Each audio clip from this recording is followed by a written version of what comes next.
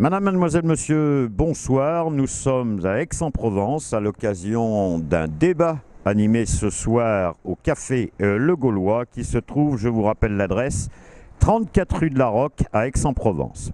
Débat fort intéressant d'une part, nous allons vous en dire plus dans quelques instants avec le secrétaire général de l'Association pour le droit de mourir dans la dignité. Tout le monde a à l'esprit l'affaire Vincent Limbert qui, à une époque, avait un petit peu médiatisé la chronique des journaux avec une mère confrontée au problème de la souffrance de son enfant, à l'irréductibilité de la situation et qui avait décidé de faire ce que l'on appelle un suicide assisté.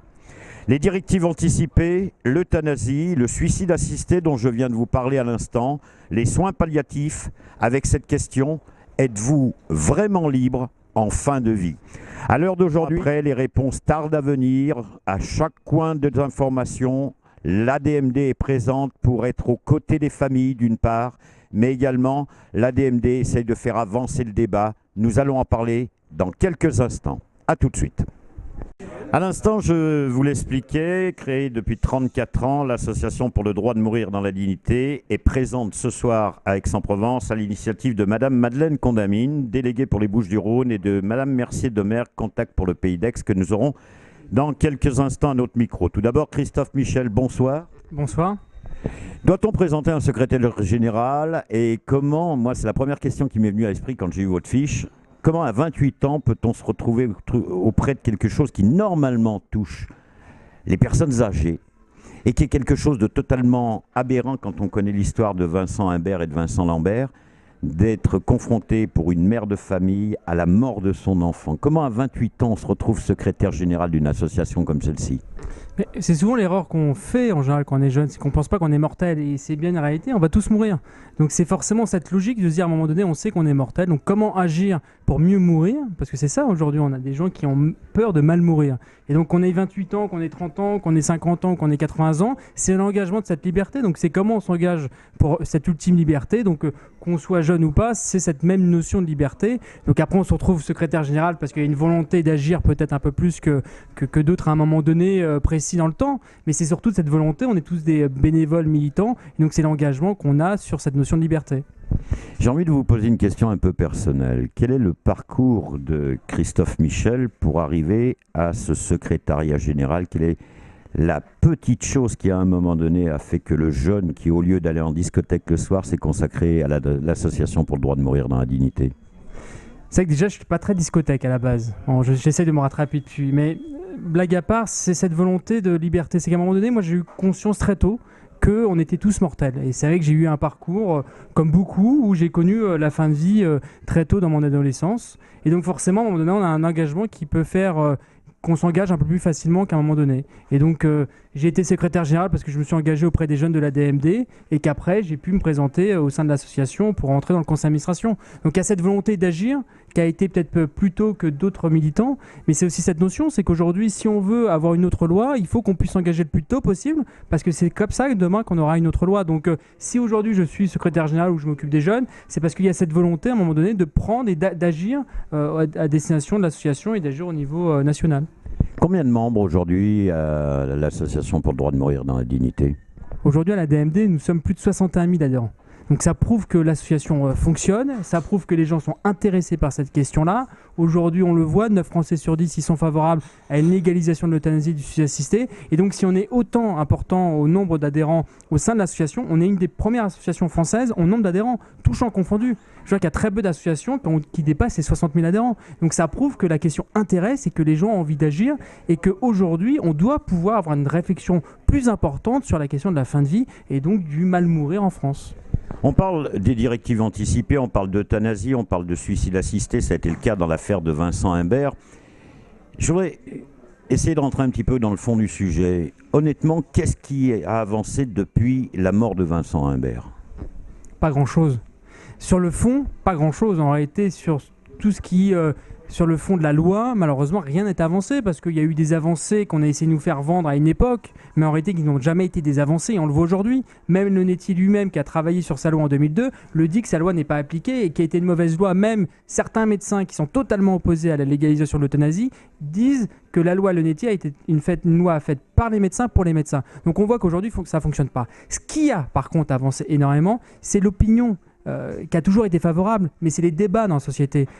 Ces dernières années, on a eu des débats à l'Assemblée nationale, on a eu des débats au Sénat, alors qu'on n'avait jamais eu ça avant. Et donc aujourd'hui, on a une mobilisation, on a gagné 14 000 adhérents en 2014, et donc de plus en plus, les gens ont envie d'agir. Donc ça, c'était des points favorables, c'est que ces affaires médiatiques, même si nos élus, nos politiques ne comprennent pas qu'il faut agir, l'opinion favorable a compris qu'il fallait agir. Et donc de plus en plus, on aura des débats, et ça ne va pas s'arrêter, même si on n'a pas une loi parfaite, et donc forcément, on va avoir une autre loi. Pour vous, quelle serait la première chose que nos politiques, s'ils avaient avancé sur ce débat qui dure depuis quand même un certain nombre d'années, si je puis dire, un demi-siècle pratiquement, puisqu'on a commencé à en parler 15 ans avant le début de l'Association pour le droit de mourir dans la dignité, quelle est la première chose que nos politiques devraient décider aujourd'hui pour corriger les effets de la loi Leonetti et pour pouvoir essayer d'avancer dans la direction qu'ont prise un certain nombre de pays que vous allez nous citer, qui eux déjà ont accepté l'euthanasie, si on peut l'appeler comme ça, je n'aime pas trop le terme en ce qui me concerne, mais disons le suicide assisté. Mais la première chose que les élus doivent faire, en tout cas nos parlementaires, c'est d'écouter les Français. C'est quand même insupportable qu'on n'écoute qu'une partie des élites aujourd'hui, que ce soit des élites médicales, des élites politiques. On doit écouter la base, donc les Français, ceux qui ont élu justement ces parlementaires. Aujourd'hui, je vous l'ai dit, 9 Français sur 10 y sont favorables. Et donc la première chose que les politiques doivent faire, c'est déjà d'écouter les Français qui veulent aller plus loin. Donc qu'est-ce qu'ils réclament? C'est l'euthanasie, le suicide assisté et les soins palliatifs universels. C'est avec une loi qui sera complète sur ces 3 points où chaque Français et Française pourront être écoutés sur la question de la fin de vie. On est en pleine élection départementale, je ne suis pas certain que nos politiques nous écoutent beaucoup. Par contre, qu'est-ce qu'on est obligé de se les farcir ces temps-ci? Je vais me tourner du côté de Mme Mercier de Mergue, contact pour le Pays d'Aix. Mme Mercier, combien d'adhérents sur Aix-en-Provence? Aux dernières estimations, c'était 372, mais je pense qu'on en a beaucoup plus. Ça fait quand même un bon pourcentage par rapport à une population de 120 000 habitants sur Aix-en-Provence. Oui, oui. Pourtant, souvent sur les marchés, les gens disent « mais moi, je ne veux pas mourir ». C'est difficile de les convaincre qu'un jour ça leur arrivera. Mais mourir, vous savez, c'est un sujet qui est récurrent, si je puis dire. Personne n'a envie de mourir en général, à part malheureusement ceux qui sont confrontés à une énorme souffrance ou à des familles. Mais comment vous en êtes venu, vous, Madame Mercier? Par une histoire personnelle ou par une prise de conscience à travers les écrits de l'ADMD ou par rapport à ce que disent certains journalistes écrivains? Oui, en effet, ma mère qui a eu un AVC, qui restait 6 mois entre la vie et la mort avant de mourir, et c'était tellement insupportable que j'ai adhéré à l'ADMD pour ne pas que ça arrive à d'autres membres de ma famille, et à moi en particulier, très égoïstement, pas moi, pas moi. Vous organisez de temps en temps des réunions comme celle-ci, aujourd'hui au Café Le Gaulois, en plein centre d'Aix, à côté de la belle cathédrale d'Aix-en-Provence, où vous le faites ponctuellement? Nous le faisons ponctuellement à la maison des associations, de façon très sérieuse, parce qu'au Café Le Gaulois, même tant que nous sommes tous des vieux Gaulois, on ne peut pas se permettre de... C'est un peu désordonné, vous comprenez, pour notre association, pour notre bureau aixois, on ne peut pas se permettre de se réunir dans un café. Vous comprenez? Donc nous le faisons à la maison des associations, au Ligourès, tout simplement. Nous sommes très sérieux. Et puis il y a déjà tellement de personnes qui meurent d'alcoolisme qu'il ne faudrait quand même pas en rajouter quelques autres comme ça. Croyez bien au niveau... Voilà. Croyez bien qu'au niveau de accès reportage et d'accès multimédia informatique, nous serons très présents à vos côtés et notre micro sera toujours ouvert pour vous permettre de vous exprimer sur un sujet aussi délicat, aussi sensible que celui-ci. Je vous propose que vous repreniez un petit peu le tour de table avec toutes ces personnes qui sont autour de nous. Je vous propose d'avancer dans cette démarche, de faire progresser votre idée, qui est une idée noble pour moi. Et puis dans quelques instants, je vous propose de se retrouver d'une part avec Madame Madeleine Condamine, la déléguée pour les Bouches-du-Rhône. Là, nous parlerons un petit peu plus du département, de la région, et c'est le cas de le dire, c'est le moment. Et puis, je me tourne vers les personnes qui sont là. S'engager, c'est pas uniquement participer à une discussion, s'engager, c'est avoir le courage de prendre la parole au micro. Et je vous y aiderai tout à l'heure avec grand plaisir. Merci.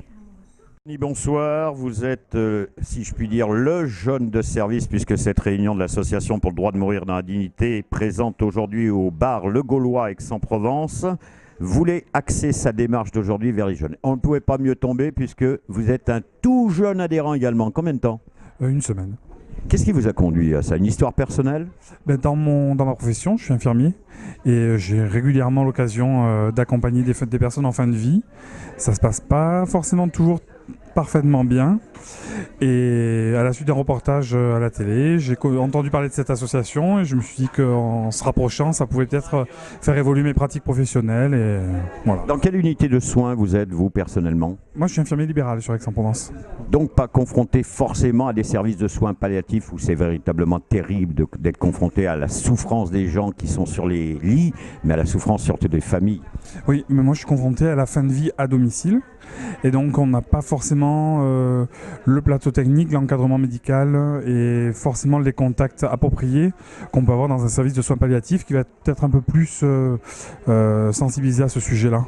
Comment vous, jeune infirmier libéral, vous pourriez nous expliquer pourquoi il y a un tel frein de nos politiques par rapport au manque d'outils colossaux de la fin de vie qui fait partie de la vie également? Après, j'ai un peu l'impression que c'est toujours pareil, le décalage entre la réalité politique et la réalité de la vie. La vie politique, la réalité du terrain. On a toujours cette différence qui fait que y a ce décalage, le manque de formation des médecins généralistes, des infirmiers également. Voilà, après ça va être une démarche personnelle qui fait qu'on va se spécialiser entre guillemets sur un domaine particulier. La médecine est tellement vaste qu'on a un peu du mal. Et c'est vrai que c'est un peu ça qui fait qu'on a cette difficulté-là à domicile, comme à l'hôpital sans doute. Alexandre Padovani, merci. Je rappelle que vous êtes membre tout jeune et tout récent de l'Association pour le droit de mourir dans la dignité. Nous étions en direct du bar Le Gaulois à l'occasion de cette soirée débat organisée par, d'une part, la délégation des Bouches-du-Rhône, le secteur d'Aix-en-Provence, avec la présence remarquée du secrétaire général de l'Association pour le droit de mourir dans la dignité. Germaine Pivasset, ancienne adjointe au maire il y a quelques années. Oui. Vous avez été 12 ans quand même à la mairie d'Aix-en-Provence. Je suis adjoint au maire pendant 12 ans, mais c'est pas à ce titre-là que je suis à la DMD. Je suis à la DMD parce que depuis 15 ans, je pense qu'on a besoin d'être libre de mourir comme on veut. Et à l'âge que j'ai, ça devient très important. Je voulais vous demander, dans quel secteur au niveau de la mairie d'Aix-en-Provence vous étiez dans les fonctions d'adjoint au maire? J'étais adjoint au tourisme et aux relations internationales, donc c'était tout à fait intéressant. On se rejoint, moi qui ai fait beaucoup de géopolitique internationale. Voilà. Alors, votre présence est très importante parce que d'une manière détournée, c'est quand même la présence de la société civile qui est là sous votre égide. Oui, bien sûr. Et c'est en dehors de la politique, justement. C'est la société civile avec toutes les représentations politiques, humaines, sensibles, etc. On est très étonnés à la DMD, quand on discute avec les gens, de voir la variété des gens qui sont là. En fait, toute la France est là parce que tout le monde estime que c'est important. Et c'est dommage que trop souvent les politiques l'ignorent. C'est étrange, mais j'ai un peu le sentiment que vous êtes plus citoyenne que politique malgré votre parcours au niveau de la mairie d'Aix-en-Provence. Qu'est-ce que vous aimeriez dire, vous qui avez été dans les instances de cette ville, à nos politiques pour que ça avance enfin? Eh bien, qu'ils écoutent les gens, parce que les gens pensent, quand je fais les tracts sur les marchés pour la DMD, les gens pensent que c'est important et qu'il faut le faire et qu'ils sont tous concernés. Et c'est impressionnant de voir la différence entre ce que les gens pensent et ce que les politiques disent actuellement sur cette loi qu'on va badigeonner un petit peu pour qu'elle soit un peu plus moderne, mais qu'on ne va pas changer profondément, pas assez. Dernière question, elle va être un petit peu insidieuse, excusez-moi, je suis assez comme ça. Est-ce que vous pensez que c'est un manque de courage de la part de nos... Je le pense. Je pense que c'est idiot parce que regardez, ils perdent après leur siège parce qu'ils n'ont pas été courageux. Donc il vaut mieux être courageux. Si on le perd en étant courageux, au moins on a sa figure dans le miroir qui est bonne. Et si on le perd en étant lâches, alors non, ça c'est pas une bonne chose. Espérons qu'ils entendront votre message, mais je suis un petit peu sceptique aussi. Merci Germaine, merci à tous les participants, à très bientôt.